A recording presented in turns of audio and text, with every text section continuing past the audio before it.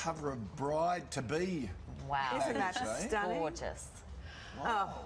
Alex Perry. I'll never look like that again once the baby's out. Well, I hope you're going to wear that gown, Alex Perry gown, when you get married. Do you know, it's actually ruined me because that was the first wedding dress that I'd ever tried on.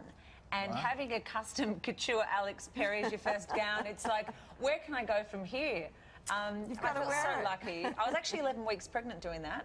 Amazing. You look gorgeous. It was Now, a is really it just for the special moment. magazine, or you No, it was get to keep the dress? She's got to Oh, we wear the dress. haven't, we haven't had a chat about it. It was just for the magazine at this stage, but it was actually really special because the baby happened to come before the wedding.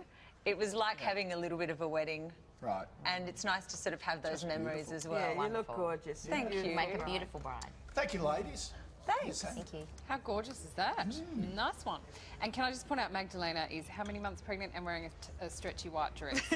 Hello? 25 weeks. Respect. I hate you. I couldn't even wear that dress now. No, it's beautiful. It's absolutely gorgeous.